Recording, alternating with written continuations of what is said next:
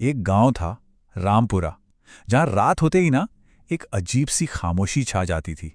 पर पिछले कुछ दिनों से ये खामोशी, ये सन्नाटा डर में बदल चुका था।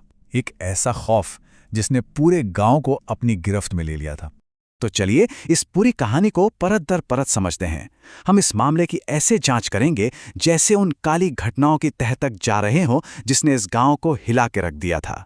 सोचिए, रामपुरा के हर चौक चौराहे पर बस यही एक बात हो रही थी।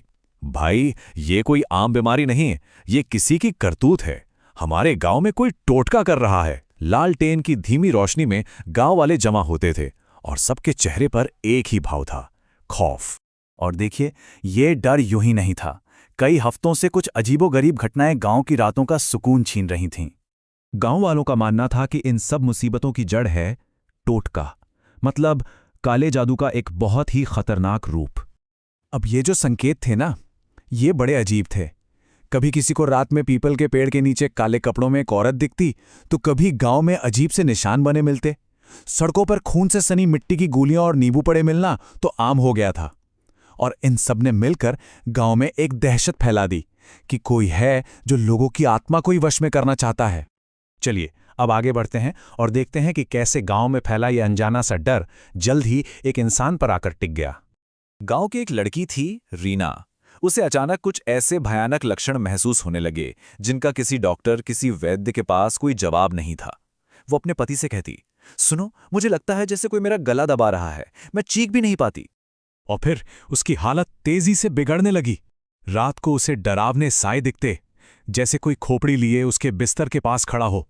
कभी कभी तो ऐसा लगता जैसे कोई अनदेखी ताकत उसे बिस्तर से खींचकर जमीन पर घसीट रही हो, और फिर वो बेहोश हो जाती, जमीन पर तड़पती। अब तो सबको यकीन हो गया था कि उस पर किसी ने कुछ कर दिया है। तो यहां से कहानी एक नया मोड़ लेती है। गांव वालों ने महसूस किया कि अब हाथ पर हाथ धरे बैठने से काम नहीं चलेगा। अब वो सिर्फ शिकार नहीं थे, बल्कि शिकारी बन चुके थे। इस श्राप के पीछे कौन है, इसकी खोज शुरू हुई, और अगले 48 घंटों में एक के बाद एक ऐसे सुराग मिले जो दिल दहला देने वाले थे। इस मामले में पहली बड़ी कामयाबी तब मिली जब गांव के तालाब के पास कुछ बच्चे खेल रहे थे। और उन्होंने जो देखा वो हैरान करने वाला था। नींबू, कोयले की राख और लाल धागे में बंधी हुई हड्डियां। ये टोटके के पक्के सबूत थे, और इसने गांव वालों के शक को यकीन में बदल दिया।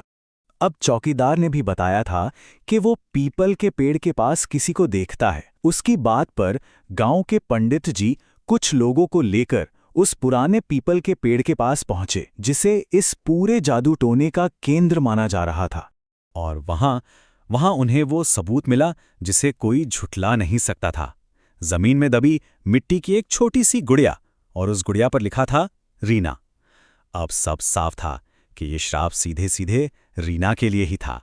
हाथ में सबूत था, और अब गांव वालों ने एक जाल बिछाया, जिसका नतीजा हुआ एक सीधा और भयानक आमना सामना।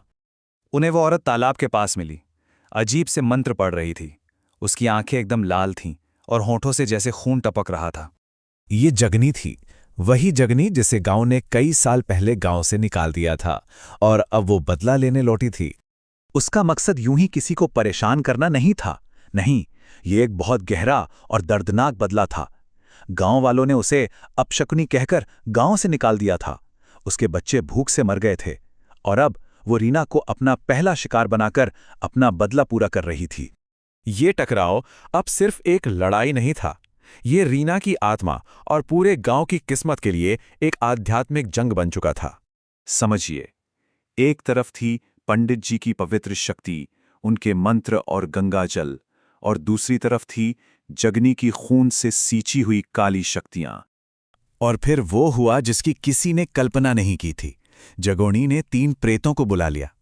तभी वहां रीना पहुंची और जगोनी को मां कहकर पुकारने लगी।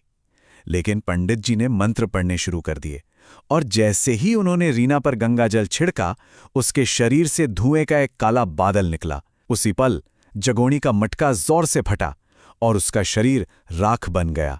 गांव बच गया था, लेकिन खतरा टलने के बाद भी पंडित जी ने एक चेतावनी दी कि इतने शक्तिशाली श्राप का असर इतनी आसानी से खत्म नहीं होता।